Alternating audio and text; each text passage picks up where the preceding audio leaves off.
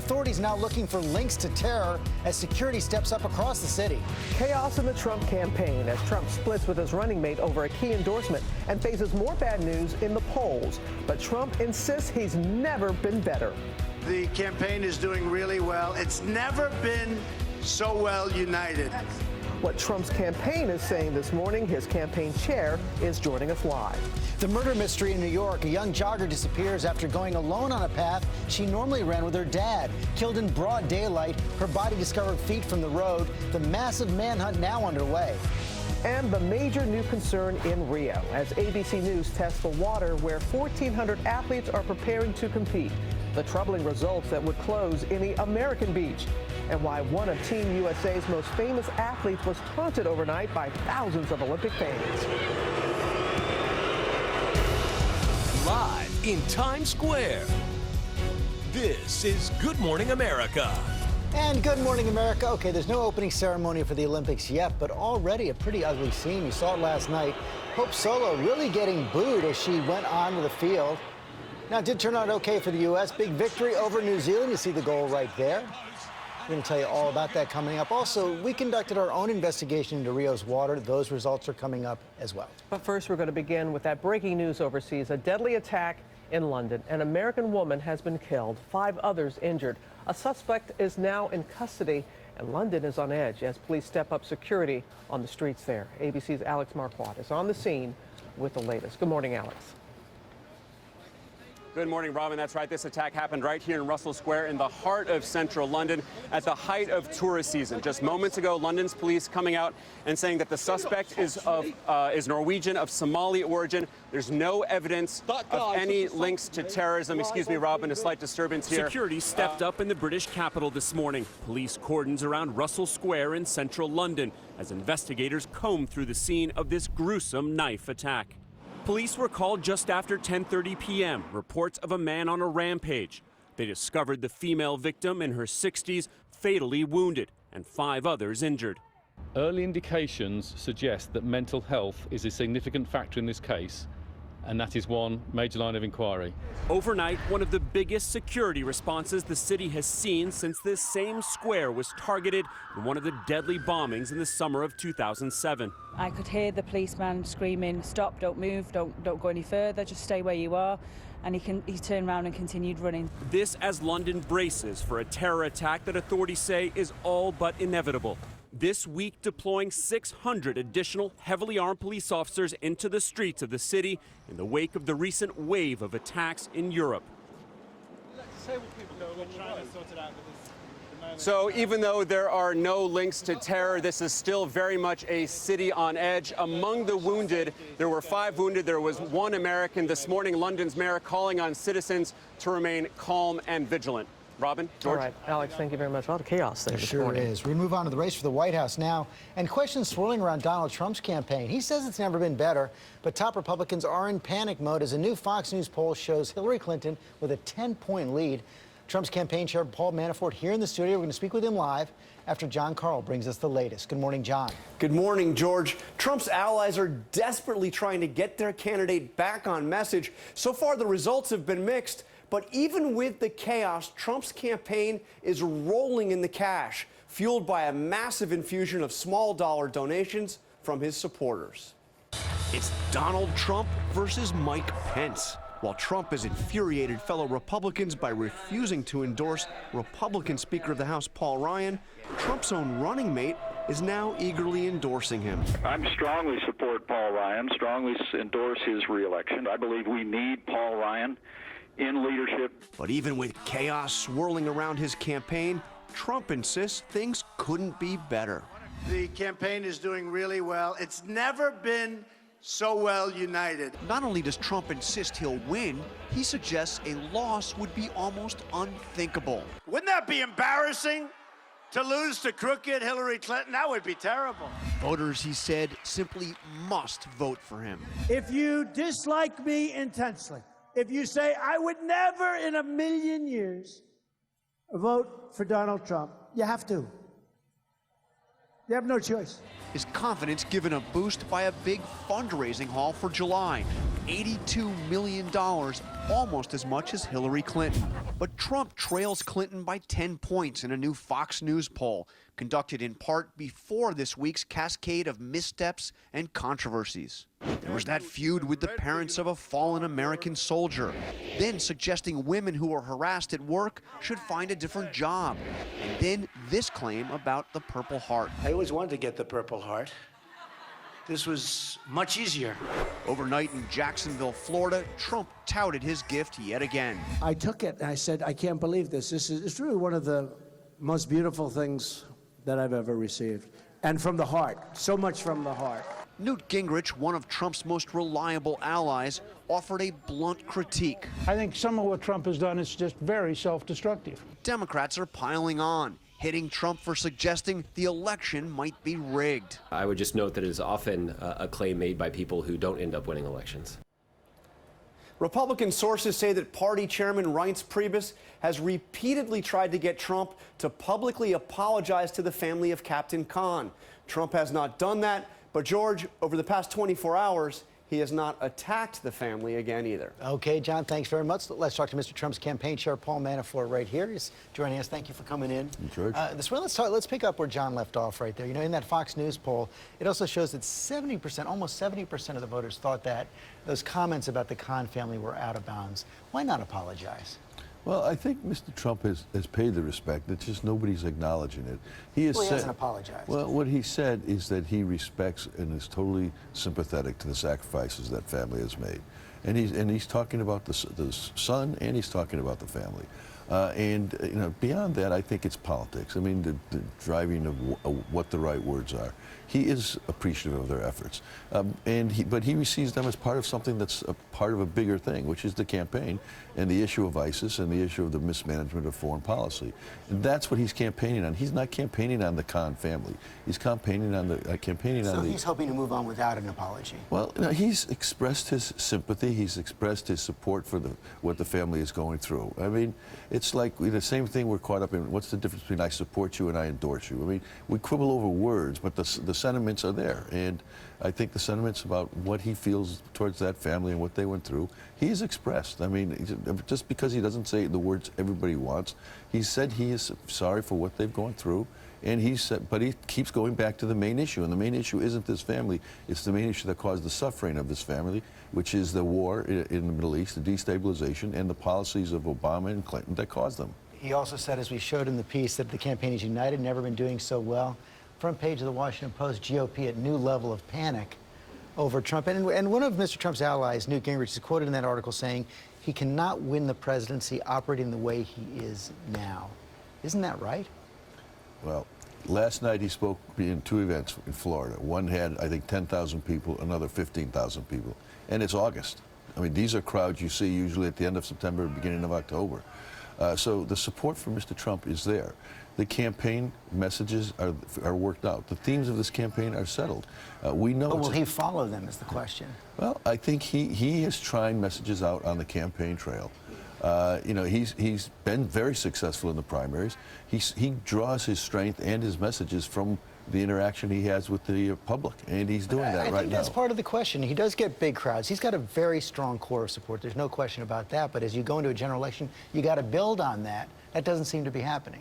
Oh, it's building. No, there's no. That's. I mean, look, we framed the election. The convention did that. This is a change election. The stakes of the election are: do you want more of the same, which is a third term for Obama, which is Secretary Clinton, or do you want real change? The American people consistently show they want change. The American people consistently show that they don't think she can bring the change.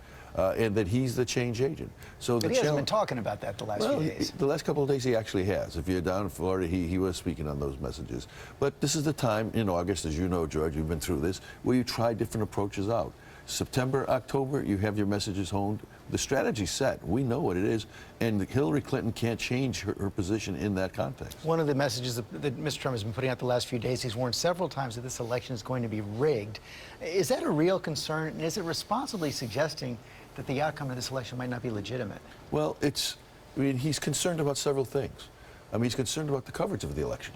I mean, which is part of the election process. His opponents say he's gotten $2 billion in free media. Well, but for example, 12 times, the two conventions, when you look at the analysis of the coverage of the two conventions, the Republican convention got 12 times more negative coverage than the Democratic convention. But that's not a rigged election. Well, but that rigs the process. If the messaging is one-sided, if the messaging is taking their narrative from one side of the campaign, that affects the messaging, absolutely. Now, do we think that we can overcome that? Yes, we do.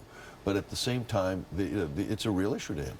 And finally, he's heard John Carl report on Reince Priebus, the chair of the RNC. He's been a strong ally of Mr. Trump. Is livid about his refusal to endorse Paul Ryan. Are we going to see an endorsement? Has he spoken with Mr. Priebus? Oh, yeah. I mean, look, Reince Priebus is a strong supporter of Donald Trump and a good friend and supporter of Paul Ryan.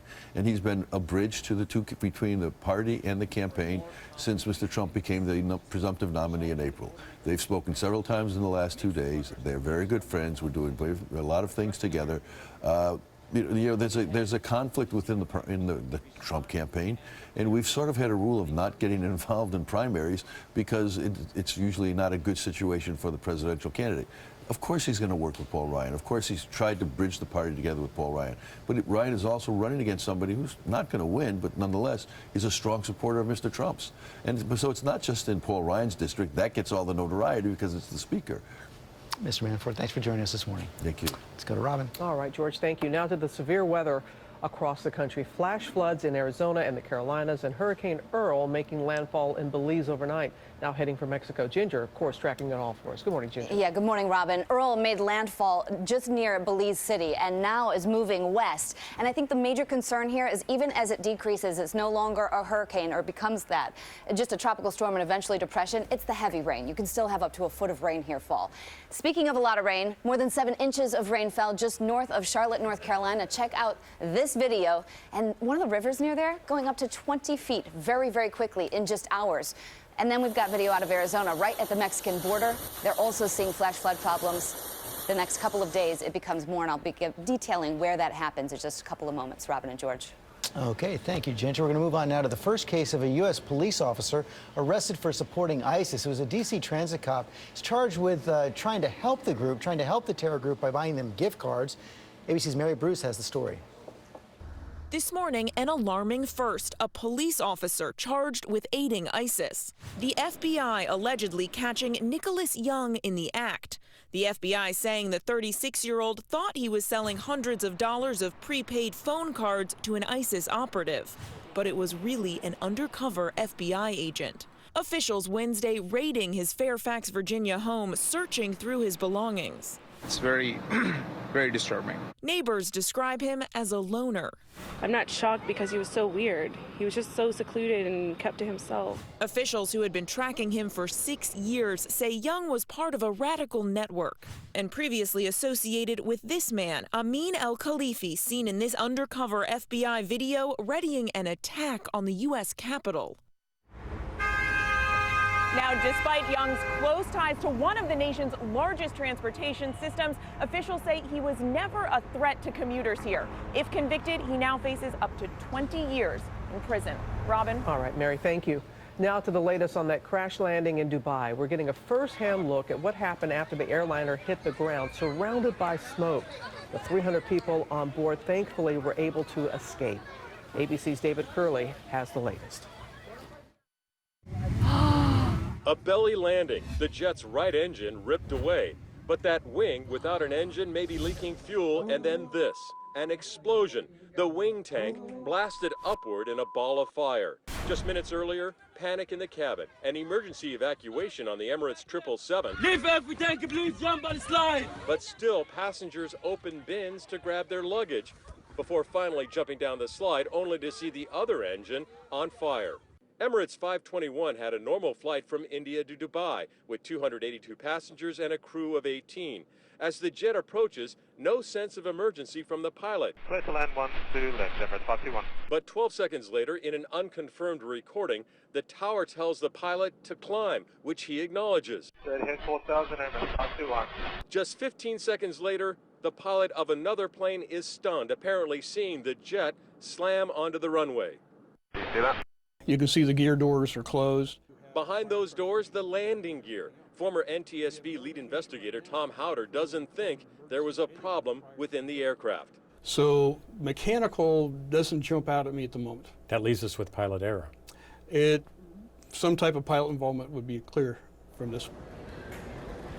Still this morning, Emirates Airlines won't even acknowledge, much less say why the landing gear wasn't deployed, even though the airline got a data download from the aircraft, basically a transmission of the black boxes. Again this morning, NTSB and FBI investigators make that NTSB and Boeing investigators, George, are heading to Dubai. Okay, thank you, David. We'll move on now to the Olympics, kicking off with the opening ceremony tomorrow in Rio, as concerns grow over the water quality there and whether it could put athletes' health at risk.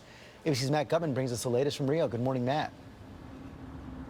Good morning, Georgia. One of the biggest health concerns is the water of that gorgeous bay you see behind me. We had it tested, and scientists say they found levels of a virus 200 times higher than what we would consider contaminated in the U.S., and those scientists say that those viruses leach even into the sand here.